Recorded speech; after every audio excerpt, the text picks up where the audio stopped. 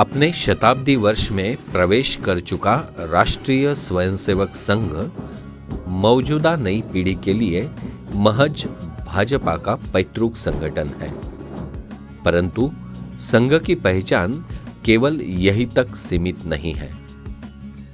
स्वयंसेवकों के विशाल नेटवर्क का महाजाल संजोने वाला संघ देश के हर क्षेत्र में अपना प्रभाव रखता है।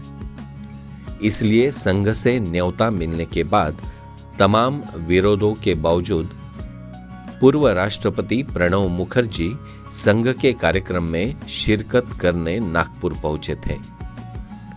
वहीं गत 2 अक्टूबर को पूर्व राष्ट्रपति रह चुके रामनाथ कोविंद भी संघ के विजयादशमी उत्सव की शोभा बढ़ाने नागपुर पहुंचे।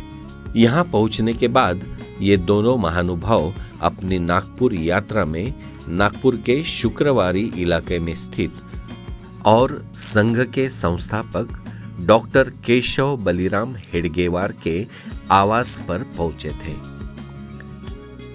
यही वह जगह है जहां डॉक्टर हेडगेवार ने 1925 में राष्ट्रीय स्वयंसेवक संघ की स्थापना की थी।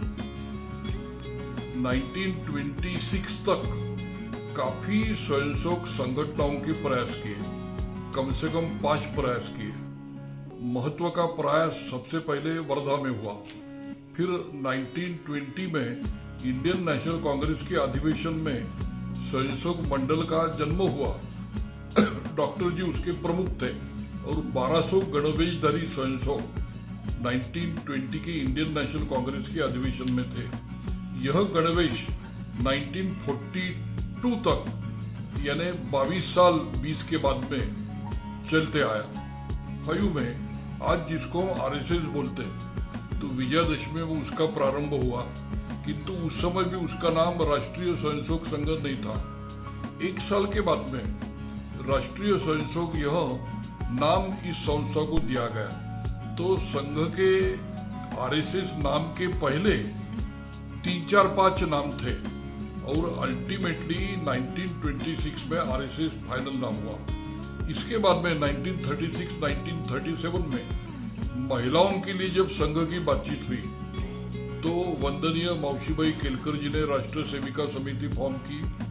तो डॉक्टर जी का आग्रह था कि आपका नाम का अल्फाबेट एक्रोनिम आरएसएस ही होना चाहिए। अपने प्रारंभिक जीवन में कांग्रेस के सदस्य रहे डॉक्टर केशव बलिराम हेडगेवार ने 27 सितंबर 1925 को अपने इसी पैतृक आवास में राष्ट्रीय स्वयंसेवक संघ की नींव रखी थी।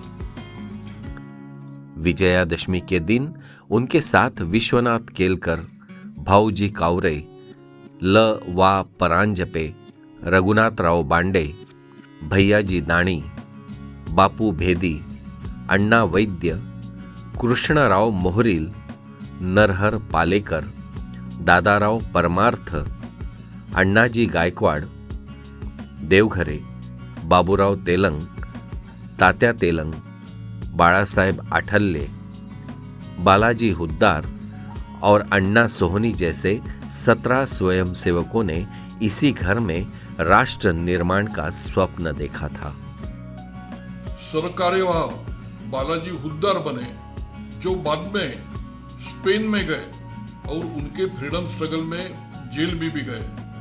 फिर उसी समय मार्तंडराव जोग सरसेनापति बने और यह पद बाद में मुक्त किया गया। तो संघ की ये जो पहले आज्ञा थी यह अंग्रेजी में थी। 1939 की सिंधी चिंतन बैठक में संघ की प्रार्थना बदली, जो पहले मराठी हिंदी थी फिर संस्कृत हुई। संघ के नाम पहले बदले मैंने आपको बतलाया हुआ है। संघ का गणवेश काफी समय बदला। संघ की प्रतिज्ञा पारतंत्र में और स्वतंत्र भारत में अलग अलग हुई और 1940 ऑनवर्ड अंग्रेजी हिंदी की जगह संस्कृत यह भाषा संघ की आज्ञा में आ गई। यह वही स्थान है जहां 1925 में संघ की पहली योजना बनी थी। यही से निकलकर पहले कुछ स्वयंसेवकों ने शाखा लगाई और आज वह बीज एक वटवृक्ष बन चुका है। इस घर की दीवारों ने वह चिंतन सुना है जो एक नया भारत गढ़ने को उत्सुक था। यह निवास आज भी सादगी, विचारशीलता और राष्ट्र निष्ठा का प्रतीक है।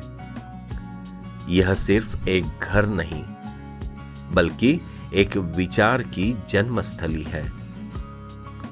डॉक्टर हेडगेवार जी का यह निवास आज भी श्रद्धा और प्रेरणा का केंद्र बना हुआ है।